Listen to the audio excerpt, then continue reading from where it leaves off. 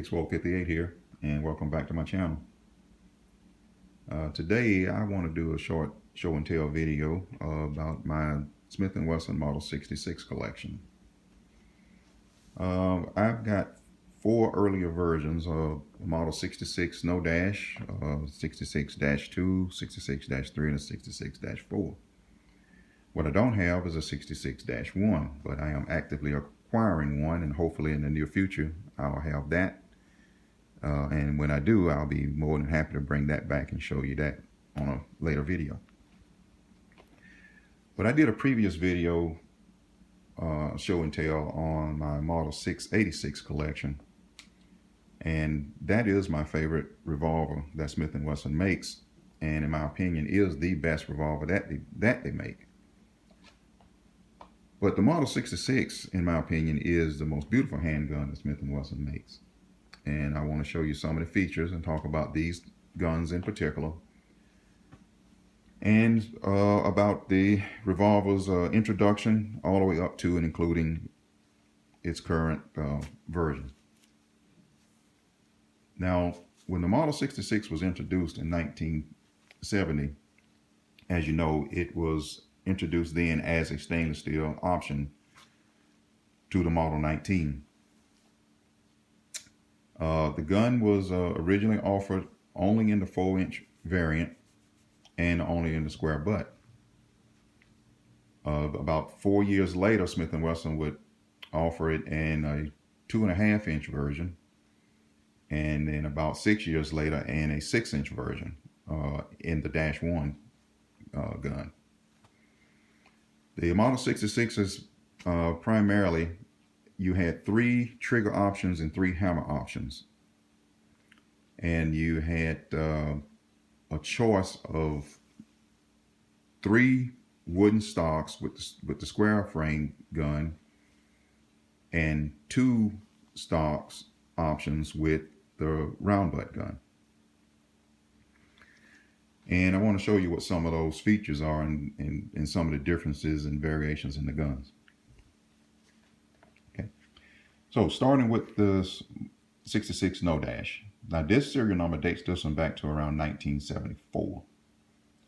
But previous versions that were introduced from 1970 all the way up through about 1971 and a half were a little slightly different than the ones that you see here today.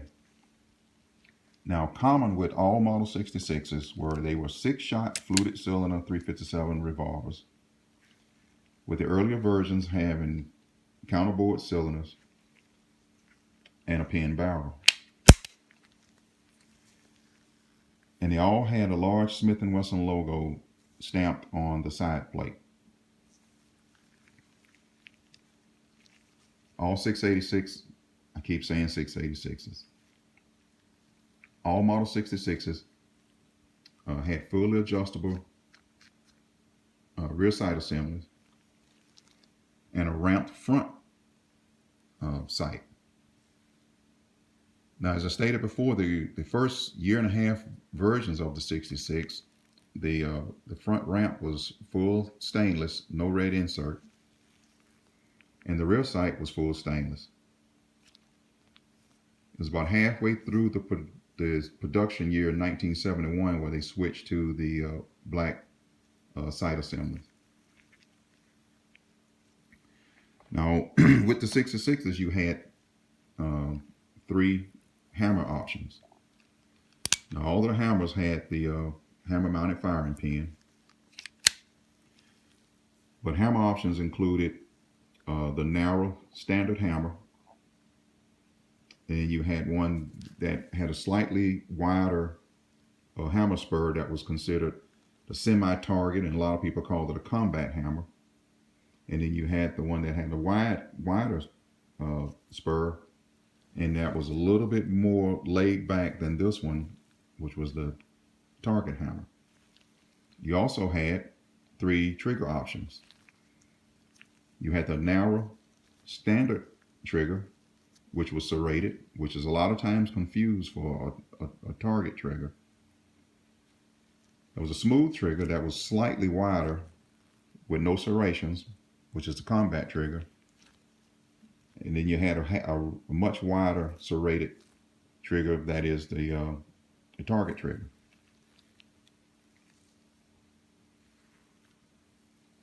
Now, 686s had the square butt models had 3 grip options. You had the Giancarlo Alves or walnut checkered target stocks, either with the extractor cutout or the speed loader cutout. But you also had an option to get the smaller Magna target stocks that had the rear grip exposed as well as the front, and they only came down to the end of the grip frame. Now, the no-dash gun was produced from 1970 up through about 1976 or 1975. So Smith & Wesson made one design change to the Dash 1 gun that differentiated from the no-dash gun, and that was centered around the gas ring, where in the no-dash gun it was mounted on the yoke, and they transferred it to the cylinder on the Dash 1s. Now, around 1982, they made another design change and they introduced the 66-2. Now, the most notable changes on the 66-2 was they removed the Smith & Wesson logo from the side plate and went to a smaller logo that would be stamped on the frame on the left side. But most notably, they eliminated the counterbore cylinder and the pin barrel. Now, these changes were made primarily as a cost-saving initiative from Smith & Wesson, and it also sped up production. Now, this model has a target hammer. As you can see, is much wider than the previous model, and it has a wider serrated target trigger. Now, many times the standard triggers are being confused with the target trigger, but as you can see, the target trigger is much wider than the standard trigger.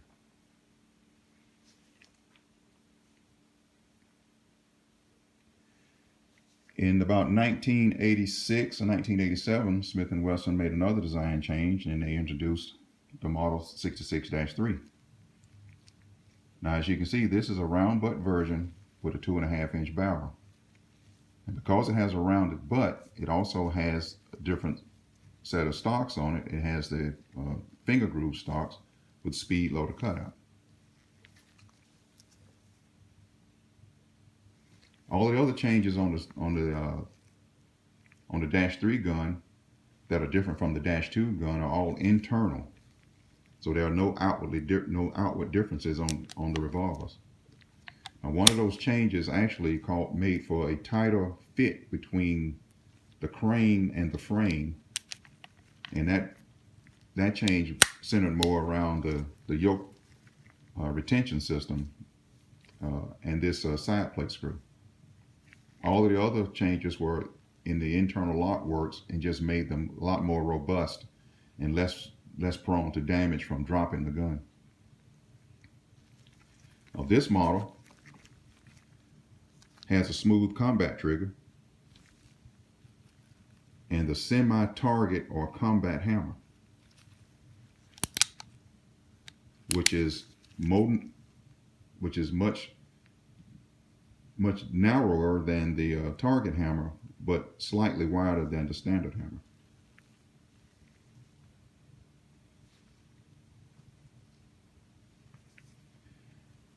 Now, sometime around 1994, Smith & Wesson made another change, not just to the Model 66, but their entire revolver line. And these were their first steps toward what we know now as the more modern revolver. This model has some items on it, some features on it, rather, that are the first time that you'll see them on a Smith & Wesson revolver, and some items or features that are going to be the last time that you will see on revolvers. Now, most notably, the first time Smith & Wesson had a redesign. They redesigned the top strap on the frame, as well as the rear sight leaf. This sight leaf is more narrow than the earlier sight leaves, shorter, and it has a rounded front on it, as opposed to the previous ones that were longer, slightly wider, and had a squared end on the front.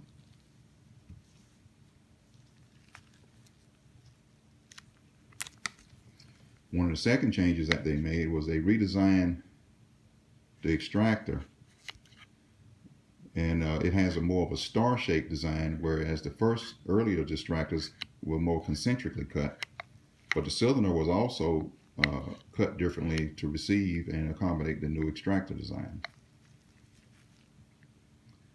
The last change, or last first-time change on this revolver, is you can see that the top strap came with drilled and tapped holes to accommodate scope mounting for those shooters that would prefer a scope rather than the traditional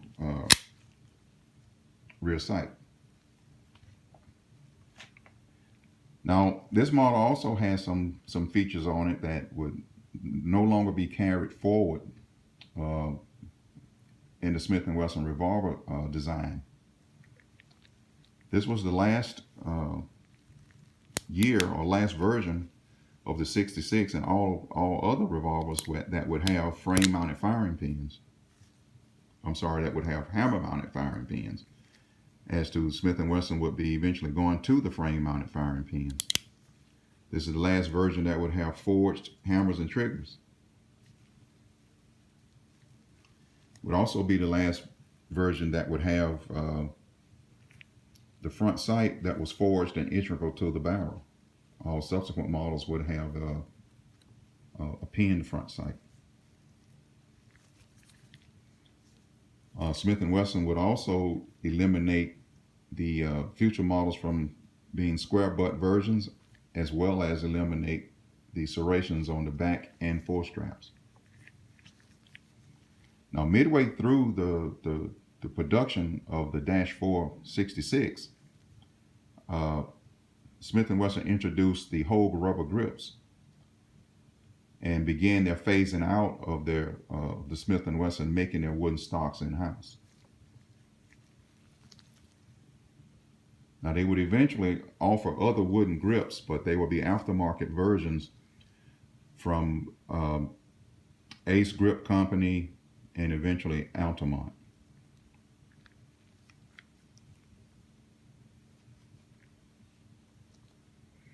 Now, about 2004, Smith & Wesson made another design change to the revolvers, thus initiating the modern revolver line.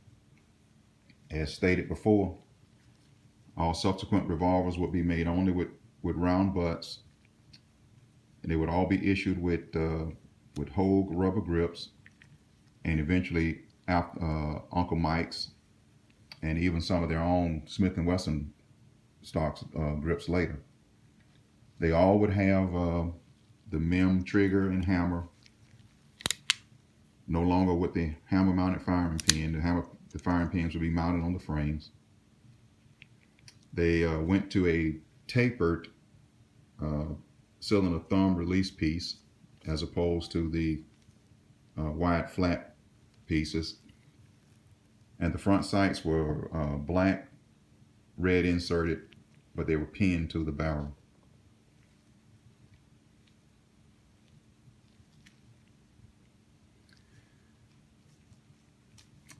Around 2005, I believe, Smith & Wesson made another design change and introduced the Smith & Wesson Model 66-6 that incorporated the introduction of the internal hammer and trigger lock mechanism.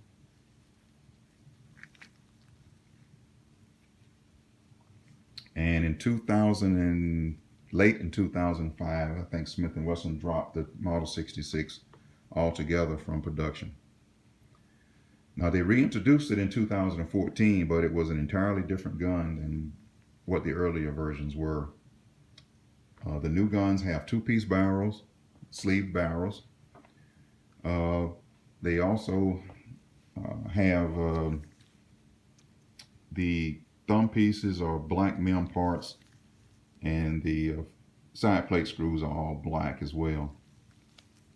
And all the grips are rubber. And they only offer them in round butt versions in 2 3/4 inch barrels and 4 1/4 inch barrel lengths. They're still great Smith & Wesson quality, but they just don't have the look and the feel of the early revolvers that I've grown to love so much. But anyway, I said I would try to make this short. That's all I have. I hope this was enjoyable and informative. Please click the like, share, and subscribe button, and by all means leave me any comments that you may have. I love reading them, and I don't mind criticism as long as it's constructive. That is how I learn, grow, and improve. But for now, I appreciate you, and this is Big Swole 58 signing off.